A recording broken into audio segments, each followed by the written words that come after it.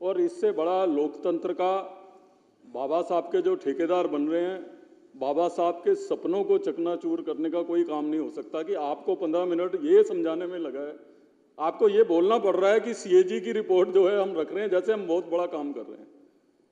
ये संविधान की प्रक्रिया है, जिस परिकल्पना, जिस लोकतंत्र की परिकल्पना बाबा साहब ने करी थी, जब संविधान को फ्रेम किया गया था तो उसमें एक नेचुरल कोर्स में है कि कोई भी सरकार की मर्जी नहीं है कि वो सीएजी की रिपोर्ट रखे या ना रखे, मैंडेटरी है। ये विधानसभा बनी इसलिए, और इस विधानसभा का अपमान हो जिस सदन के अंदर हिंदुस्तान की पार्लियामेंट चली हो, उस पार्लियामेंट वाले सदन में दिल्ली की विधानसभा चल रही है। हम लोग सब जो है सौभाग्यशाली हैं। और उस विधानसभा में आप 2017 में कह रहे हो, लेकिन आप उसका इस बात पे समझिए कि 2015 में इनकी सरकार बनी, यानी कि इनकी सरकार बनने के बाद इन्होंने सुनिश्चित किया कि एक भी सीएजी रिपोर्ट इनके सरकार के कार्य करने की जो है इस सदन में ना आए। इससे बड़ा दुर्भाग्य, इससे बड़ा जो है लोकतंत्र के लिए शर्मनाक दिन कोई हो नहीं सकता। और आप नारे लगा रहे हो बाबा साहब के और सपनों की हत्या कर रहे हो बाबा साहब की, और नारे भी लगा रहे हो सबसे सामने। अगर इनकी सीट पे अगर किसी की फोटो नजर आती है तो बाबा साहब अम्बेडकर की जहाँ पे फोटो नजर आती है, और उनकी फोटो देख के जो है उनके विचारों की हत्या करने का काम आप लोग कर रहे हो। ये मुझे दिल से पीड़ा हो रही है कि आज हम इस बात पे ही अपने आप को बहुत बड़ा काम मांग रहे हैं कि हमने सीएजी की रिपोर्ट जो है, भैया आप कैसे रोक सकते हो सीएजी की रिपोर्ट। तो जो पार्टी अन्ना हजारे के आंदोलन से निकली हो, वो अन्ना हजारे का आंदोलन क्या था? वो आंदोलन था भ्रष्टाचार के खिलाफ लड़ाई लड़ने का, और वो भ्रष्टाचार के खिलाफ लड़ाई लड़ने का मूल कारण क्या था? सीएजी की रिपोर्ट। सीएजी की रिपोर्ट के अंदर जो केंद्र सरकार पे उस समय भ्रष्टाचार के आरोप लगे थे, यहाँ दिल्ली सरकार पे जो भ्रष्टाचार के आरोप लगे थे, उन आरोपों की वजह से ही तो आप आंदोलन में बैठे थे। आप सीएजी की रिपोर्ट के बेसिस पे ही तो जो है रामलीला मैदान में बैठे थे। सीएजी के रिपोर्ट के बेस पे ही आपने पूरे देश में आंदोलन बनाया था। सीएजी की रिपोर्ट के बेस पे ही आपने आम आदमी पार्टी बनाई थी। आज आप खुद ही सीएजी की रिपोर्ट नहीं रखना चाहते, आप जन लोकपाल की बात करते थे। जन लोकपाल की तो दूर की बात है। मैं समझता हूं कि दिल्ली के ये 11 साल पूरी दिल्ली की लोकतांत्रिक व्यवस्था के सबसे शर्मनाक 11 साल होंगे कि एक चुनी हुई सरकार जो है वो सीएजी की रिपोर्ट रखने से भी जो है प्रेजेंट करेगा। मैं बधाई देना चाहता हूं रेखा गुप्ता जी को और उनकी पूरी काउंसिल ऑफ मिनिस्टर्स को कि आपने, प्रधानमंत्री जी ने जो दिल्ली के लोगों से वायदा किया था, आपने कैबिनेट में आने के बाद जो सबसे पहले जो है आपने जो है सीएजी की रिपोर्ट ले करने का, और जैसा अध्यक्ष जी ने कहा, क्योंकि वॉल्यूम इतना बड़ा है और उसको पढ़ने में समय लगेगा, आज फर्स्ट वॉल्यूम आपने टेबल रखा है। ना केवल आपने दिल्ली के लोगों को किया हुआ वायदा निभाया है, मैं समझता हूं कि लोकतांत्रिक मूल्यों को दिल्ली की इस पवित्र विधानसभा में, इस ऑगस्ट हाउस में आपने पुनः स्थापित करने का काम किया। उसके लिए आपकी जितनी बधाई आपको दी जाए उतनी कम। सीएजी की रिपोर्ट आएगी, इसको हम पढ़ेंगे। अध्यक्ष जी, मैं आपसे ये कहना चाहूंगा कि नॉर्मल हालात में सीएजी की रिपोर्ट जो है वो पीएसी के मेंबर्स देखते हैं, लेकिन ये नॉर्मल हालात नहीं है। 10 सालों से सीएजी की रिपोर्ट इस सदन में नहीं आई है। 10 सालों का हिसाब किताब लेने की बात है, तो नॉर्मल पीएसी को बहुत समय लग जाएगा।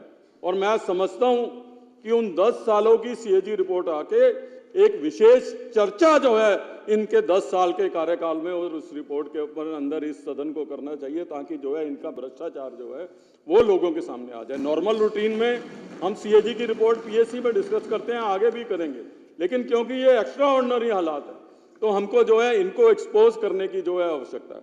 अध्यक्ष जी, मुझे ये तकलीफ है इस बात की, और मैं ये कहना चाहूंगा कि सीएजी की रिपोर्ट का डर है इनको, आम आदमी पार्टी के लोगों को, और ये कोशिश कर रहे हैं कि बाबा साहब के फोटो के पीछे छिपके, भगत सिंह जी की फोटो के पीछे छिपके अपने उस भ्रष्टाचार को ये छुपा लेंगे। ये गलतफहमी के शिकार हैं अध्यक्ष जी। बाबा साहब हम सब लोगों के लिए पुण्य है। हम सब लोग जो है उनका मान और सम्मान करते हैं। किसी भी राजनीतिक दल का व्यक्ति जो है उनका मान और सम्मान करता है।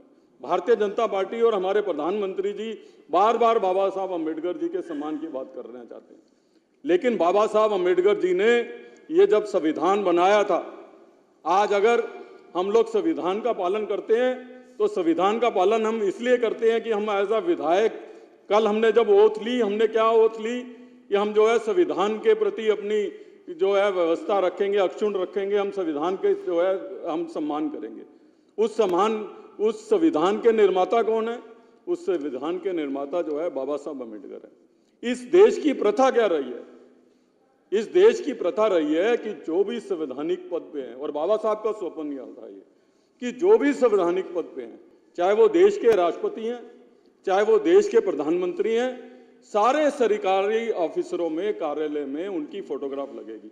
अध्यक्ष जी, मैं आज भारतीय जनता पार्टी का सदस्य रहा हूं, लेकिन उससे पहले लंबे समय तक कांग्रेस पार्टी में मैं और राजकुमार जी रहे हैं।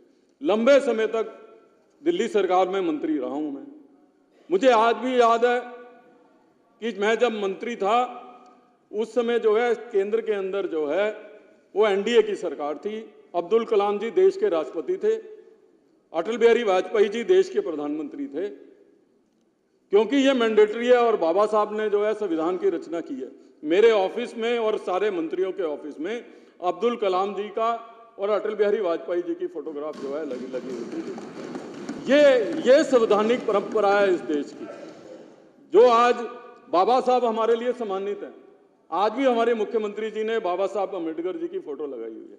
लेकिन मैं इनसे प्रश्न पूछना चाहता हूं कि बाबा साहब के उन सपनों को जिसमें यह लिखा गया है कि संवैधानिक पद पर रहने वाले राष्ट्रपति और प्रधानमंत्री की फोटो जो है वो गवर्नमेंट के कार्यालय में होगी, उसको हटाने का काम किसने किया? इसको जो है इनको देश और सदन को बनाना पड़ेगा। मैं रेखा जी को मुबारकबाद देना चाहता हूं, माननीय मुख्यमंत्री जी को, क्या आपने बाबा साहब की उन संसदीय परंपराओं को बरकरार रखने का काम दोबारा दिल्ली में किया माननीय प्रधानमंत्री जी और राष्ट्रपति जी के फोटो लगाने के लिए। किसने महात्मा गांधी जी की फोटो लगाई? बाबा साहब जी की फोटो होनी चाहिए। लेकिन बाबा साहब जी के जो आदर्श, खाली फोटो से काम नहीं चलेगा। उन्होंने जो आदर्श दिए, उन्होंने जो रास्ता दिखाया है देश को चलने के लिए, उस रास्ते पे भी चलना पड़ेगा। उस संसदीय परंपराओं का निर्वाह करना पड़ेगा जो बाबा साहब ने इस सारे देश को अंदर दिखाया। आप उसका वो नहीं करोगे। आप भगत सिंह जी की फोटो दिखाओगे। भगत सिंह जी ने क्या कहा है कि शराब घोटाले करके जेल जाओ। भगत सिंह जी ने यह बताया है कि आप जो है स्कूलों में घोटाले करो, आप हेल्थ में घोटाले करो, सीएजी की रिपोर्ट्स आएंगी, अभी दूध का दूध पानी का पानी जो है वो निश्चित रूप से होगा, ये कहा था भगत सिंह जी ने। आप भगत सिंह जी की फोटो की बात कर रहे हो। और भगत सिंह जी के प्रदेश का आपने क्या हाल किया है? आपका मुख्यमंत्री वहां पे है, वो एक ऐसे व्यक्ति को ऐसे डिपार्टमेंट का मंत्री बना देता है जो डिपार्टमेंट एग्जिस्ट ही नहीं करता। ये भगत सिंह जी के सपने थे कि 2 साल तक आपको यही नहीं पता लगा कि ये डिपार्टमेंट ही नहीं है, वो सचिवालय नहीं जाता, वो मीटिंग नहीं अटेंड करता, ना मुख्यमंत्री को पता लगता है ना मंत्री को पता लगता है। ये भगत सिंह जी के सपन आप जो है आप पूरे कर रहे हो। आप किस तरीके की बात कर रहे हो? अध्यक्ष जी, मैं चाहता था आज विपक्ष के लोग यहां पे हों, उनके सामने जो है आंख में आंख डाल के बात करूं। अध्यक्ष जी, आपके पीछे में सदन में बहुत सारे हमारे नए सदस्य आए हैं। मेरा सौभाग्य रहा है इस सदन में बहुत सालों तक रहने का। हमारे पुराने साथी मोहन सिंह बिष्ट जी यहाँ पे बैठे हैं, कुलवंत राणा, बहुत पुराने साथी मनोज जी, हमारे बहुत पुराने साथी भी इस विधानसभा में रहे। आप लोगों के साथ भी 3 टर्म में रहे, लेकिन आप लोगों का दुर्भाग्य रहा कि आप ऐसे समय में एमएलए बने जब लोकतांत्रिक मूल्य इस सदन के खत्म हो गए थे। वो सदन किस काम का है जिस सदन के अंदर जो है क्वेश्चन आवर खत्म कर दे और वो सरकार बाबा साहब के सपनों की बात करे? वो सदन किस काम का है? ये सदन किस लिए होता है? इस सदन के सदस्यों को हम विधायक क्यों कहते हैं? इस सदन का मूल काम विधायी कार्यों में भारी लेना। ये सदन केवल सरकारी बिजनेस के लिए नहीं है कि सरकार कोई बिल लेके आए, सरकार बजट लेके आए, हम पास कर दें और हमारी ड्यूटी खत्म। हमारी क्या सोच इस समाज के प्रति है? बाबा साहब ने हमको ये अधिकार दिए। हम फ्राइडे का डे प्राइवेट मेंबर डे इसलिए रखते हैं कि हमारी जो सोच है, और मैं खुद एज अ एमएलए मैं ना जाने कितने प्राइवेट मेंबर बिल इस सदन में लेके आया, जिसको बाद में सरकार ने सरकारी तंत्र बना के उसको ऑफिशियल बिल्स बनाए। ये बाबा साहब की बात करेंगे? ये बताएंगे कि प्राइवेट मेंबर डे खत्म करने का जो है पाप किसने जो है दिल्ली के इस सदन में किया? अध्यक्ष जी, आप पुराने मेंबर हैं, मैं आपकी अध्यक्षता में मुझे बड़ी उम्मीद है कि आप सदस्यों के सारे उन अधिकारों को दोबारा से दिल्ली के अंदर पुनर्स्थापित करके बाबा साहब के सपनों को साकार करने का काम करोगे, ना केवल नकली बाबा साहब की फोटो दिखा के बाबा साहब की फोटो के पीछे अपने भ्रष्टाचार के आरोपों को छुपाने वालों लोगों को जो है आप एक्सपोज करोगे। अध्यक्ष जी, मैं ये कह रहा था, आज अगर आतिशी जी और उनके सब मेंबर यहाँ पे होते तो मैं उनको ये बताता कि ये जब हम इस सदन में बैठे हैं, हमारे सदन के पीछे जो है विट्ठल भाई पटेल जी की फोटो लगी हुई है। विट्ठल भाई पटेल जी इस देश के महानतम स्पीकर रहे हैं। यहाँ पे जब मिनी पार्लियामेंट लगती थी, उससे पहले मैं अपने नए मेंबर्स हैं उनको बताना चाहता हूँ, उससे पहले रवाज था कि जैसे आज गवर्नर साहब आए, ऐसे वाइस रॉय जो है इस सदन को संबोधित करने के लिए आता था। वो वाइस रॉय जब संबोधित करने के लिए आता था तो उसका वो एक चोला पहन के आता था। उस चोले की एक तार को जो है स्पीकर पकड़ते थे और एक लीडर ऑफ द हाउस पकड़ते थे। वो दोनों ऐसे पकड़ के एलजी को, वाइस रॉय को सदन के अंदर लेके आते थे। विट्ठल भाई पटेल और अध्यक्ष जी जैसे आज एलजी साहब आए, उनके साथ आप कुर्सी लगा के बैठ गए। पहले जब वाइस रॉय आता था तो स्पीकर भी नॉर्मल सदस्य की तरह आके नीचे बैठ जाता था, उसको साथ कुर्सी लगाना अलाउ नहीं होता था। आपके सेक्रेटरी और एलजी के सेक्रेटरी बराबर में कुर्सी लगा के बैठे। उस समय वाइस रॉय का सेक्रेटरी टेक ओवर कर लेता था, जो स्पीकर का सेक्रेटरी है वो उठ के ऑफिसर गैलरी में बैठ जाता था।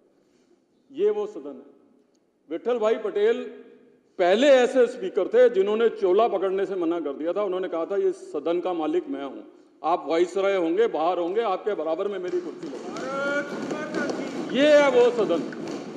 इसलिए इनको समझाता था कि इस सदन के साथ खाली बाबा साहब की फोटो तो वहां देख ही सकते हो आप, शहीद भगत सिंह जी की फोटो आप देखो, बहुत अच्छी बात है। विट्ठल भाई पटेल जी की भी फोटो देखो। इस सदन की लोकतांत्रिक मूल्यों का ध्यान करो और जो अरविंद केजरीवाल का चोला पकड़ के चल रहे हो ना, इस चोला को छोड़ के संविधान की जो है मर्यादा का ध्यान रखो। ये मैं इनको कहना चाहता हूं। इसलिए मैंने विट्ठल भाई पटेल की कहानी सुनाई, इसलिए मैंने इनको इस बात की चर्चा मैं इनकी आंख में आंख डाल के करना चाहता था कि इन 10 सालों के अंदर आपने जिस तरीके से एडमिनिस्ट्रेटिव स्ट्रक्चर को खत्म करने का काम किया। कल मुझे सौभाग्य मिला मुख्यमंत्री जी के साथ और परवेश जी के साथ जो है कुछ समय बिताने का, कुछ अधिकारियों के साथ। मुझे मुख्यमंत्री जी ने कहा आप चुप हो। मैं दिल से दुखी था कल, और मैं सलाम करना चाहता हूं आपको कि आप लोगों की जो अप्रोच दिल्ली के लोगों की पीड़ा के लिए है, और मैं निश्चित रूप से इस बात के लिए मुझे खुशी है कि नरेंद्र मोदी जी ने दिल्ली को सही हाथों में सौंपा है और निश्चित रूप से दिल्ली के दिन जो है आने वाले समय में सुखद होने वाले। पर मैं कल दिल से दुखी था।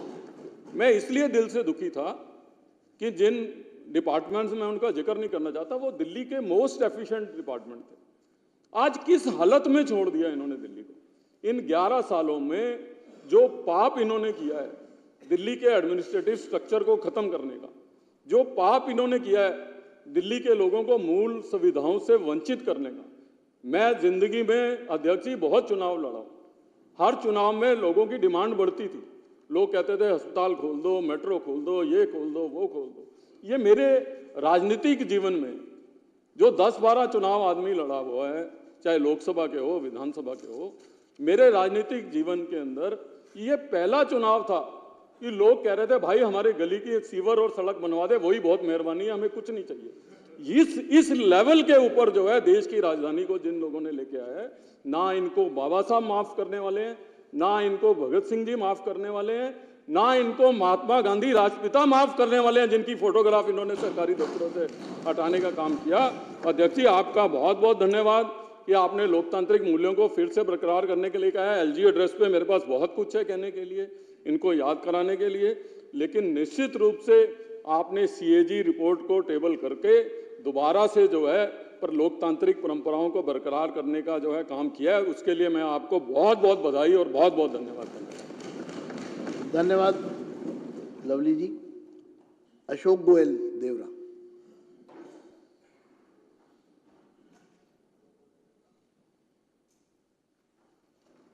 माननीय अध्यक्ष जी, आज मैं आप सबको ये बधाई देना चाहता हूं कि आपने जो सीएजी की रिपोर्ट सदन के सामने रखी और एक ये वायदा पूरा किया, और जो संविधान के अंदर जो आपदा की सरकार थी, जो भी आपने उल्लेख भी किया हाई कोर्ट के माननीय जजेज का, उनकी टिप्पणी का कि संविधान के दायित्वों का तिरस्कार किया गया, उस संविधान